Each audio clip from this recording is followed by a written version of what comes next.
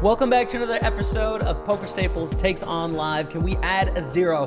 10K to 100K bankroll. Now we started day one with a small loss, minus $250. Not the start we wanted, but we're back at Playground for a 2-5 session, and we're going to get at it. Let's jump into the hands.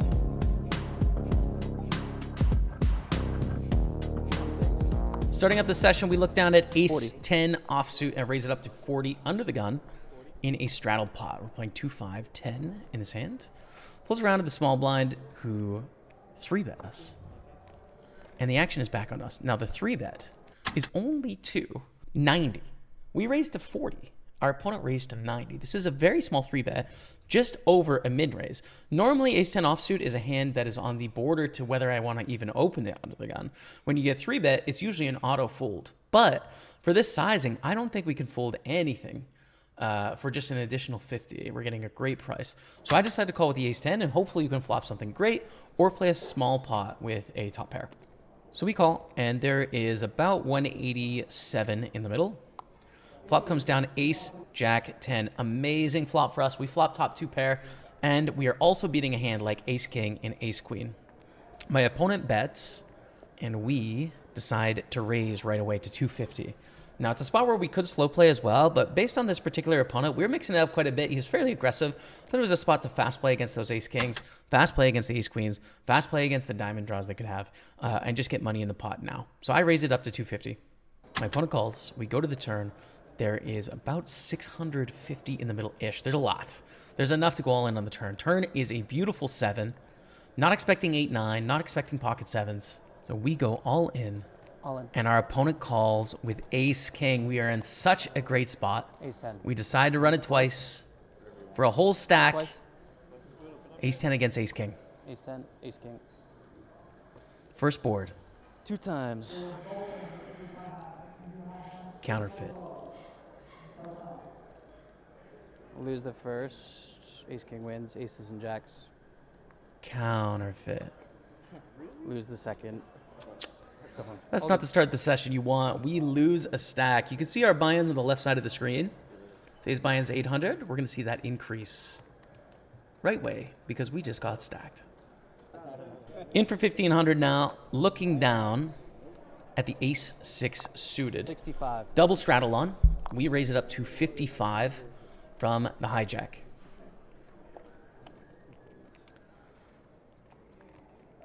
Folds around to the big blind, our nemesis. Very nice guy, but he has some of our money.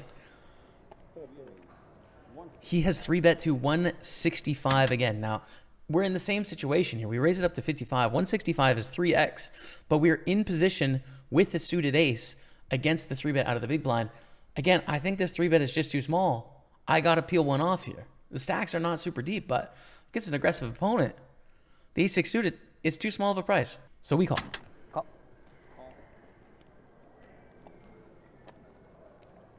Now we got about 330 in the middle. Flop is ace, queen, 4.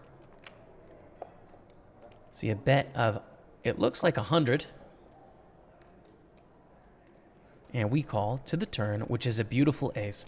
So right now we have trip aces. Now we're in a spot where our opponent can definitely have a better ace.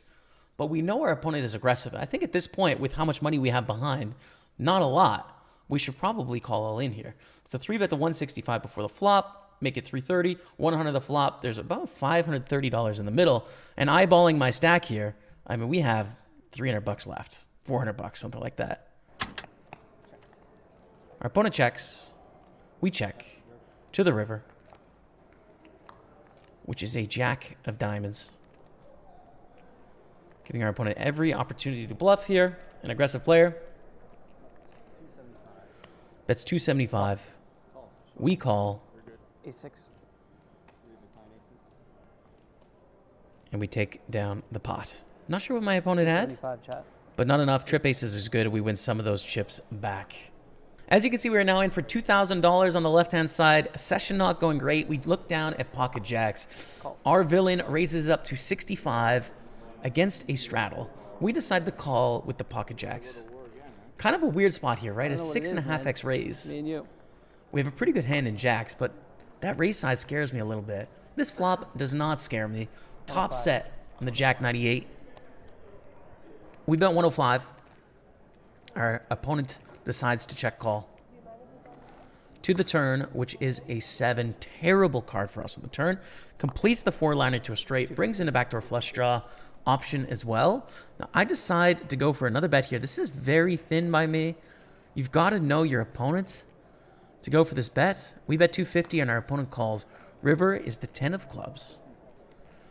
There's a straight on the board. The flush completes. And as we're going to see in a moment, my opponent is all in. Now, what the heck do I do here? I flop top set. I lose to any clubs. I lose to any queen. I lose to any 6. I lose to basically everything.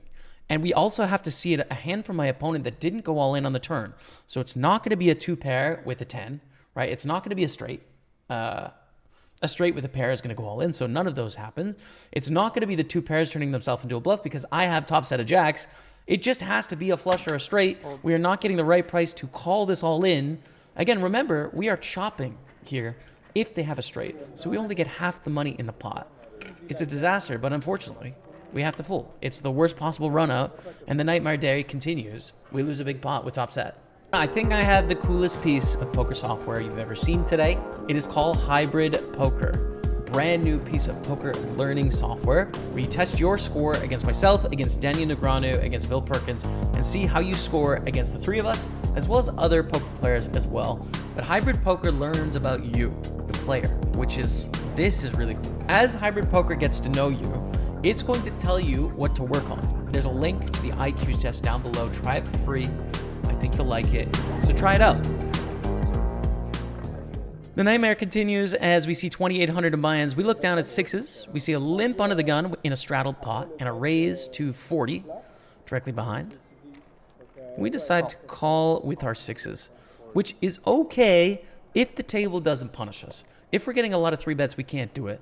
But the table's been fairly passive, so we get to set mine here. We go to an 8-7-5 flop, 3 ways, and the limper decides to lead for 50. Get a raise to 155. So 50, 155. Now, we're in a tough spot with our pair of 6s. Do we want to continue in this pot with the open-ender? Both these opponents have been mixing up quite a bit. We're kind of deep enough where I feel like I'm going to have the right odds to get paid off here. And I also kind of think they're both full of crap a little bit. So I decided to call.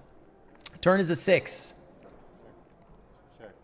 We have a set, but it's a 4-liner to a straight on the board. Checks to us. Do we want to value bet? I think too thin. I think we got to check here. Any 9, any 4 makes a straight. They're definitely not folding. Can we get enough worse hands to pay us off? It's going to be tough. And if there is, it's only 1 street. So we check. River's the queen of diamonds. Feeling really good about the river. We have a pretty decent bluff catcher here. I don't think our opponent's going to bet worse hands for value.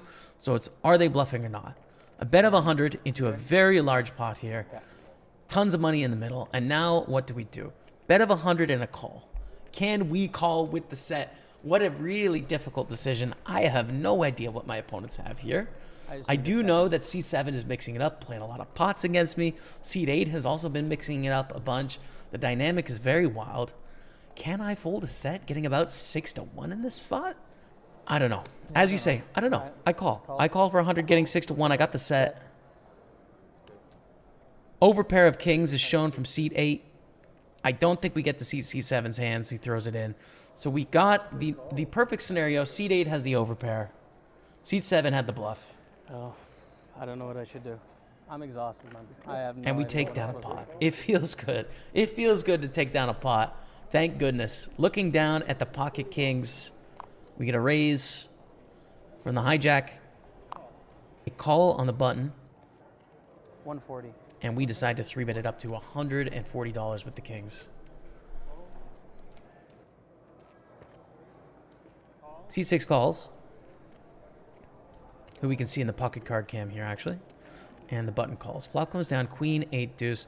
A beautiful flop for us here. We are very deep as well. You can look at our stack. We have a bunch of blacks and some greens there.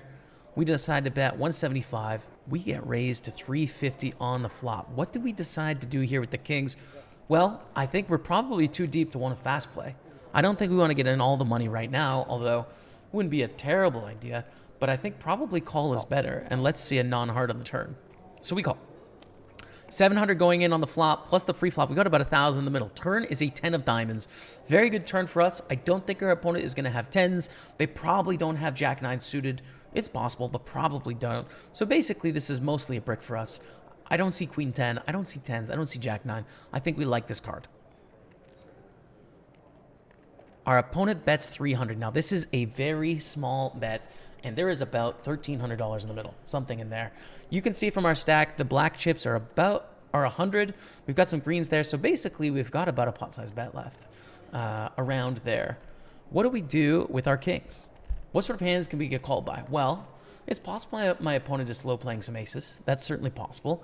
It's possible my opponent has 8s, and it's possible my opponent has queens. I kind of discount the queens. They'd probably just call on the flop with queens instead of putting the raise, you know, blocking the top set. Aces is possible, but could they have an ace-queen? Could they have a king-queen, even though we have kings? Could they have a queen-jack? Knowing my opponent here, we've been pretty aggressive, and this table dynamic has been the most aggressive of any day I've played at Playground so far. I think they can have that pair of queens. I think their most likely hand right now is ace-queen. So with my kings, I think for quite a while, and I decide I think there's value against this opponent. I wouldn't be doing this against anyone. Against this opponent, I think we could rumble here with the kings. All in. I go all in, and the action is back on my opponent. Now, we go into the tank about 6 minutes here. The delay actually runs through, and I stare down my opponent, making sure that he doesn't look at the television camera right behind the stream where he can see the whole cards in the bottom left-hand corner if he wanted to. I make sure, and he doesn't. It's a very honorable gentleman, but he does decide to call. I don't. How many times are we going to run it? I just have an overpair. How many times? Twice? 3 times? 3 times? Yep. 3 times? Three Yeah. times. 3 Three times for is called. kings against ace We are queen. playing a pot for about $3,000 here, 3 times. Ace queen against kings. I got the first one. First board goes to us with the kings. We hold. Second Got board, The second one.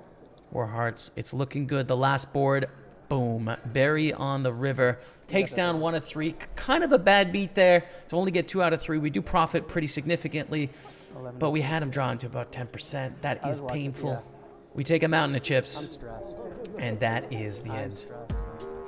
So that's it for the session at Playground today, and not exactly the session we wanted. After 2 full 11-hour days at Playground, we lost $925 today, meaning on the session, we are down $1,175. The bankroll going into day 3 is $8,825. Not the start we wanted. I think objectively, we took some tough spots there. The ace-10 against ace-king is painful. Basically, that's where we lost our stack. Some unfortunate hands, some unfortunate runouts with the top set. At the end of the day, I'm pretty happy with how I played, even though it was a very rambunctious and crazy day. That's it for today. Thank you all so much for watching. If you're new around here, make sure you subscribe or follow the page, or just stay tuned to what's going on wherever you're watching this. Let me know what you think down below in the comments, how we can make these even better. We've added the pot size for all of you, so let me know if that's good. I think it's an improvement. That's going to be it for day 2. Come back for day 3. Come on, can we get moving in the right direction? I believe we can. Thanks so much for watching. Until next time, we'll see you later. Goodbye.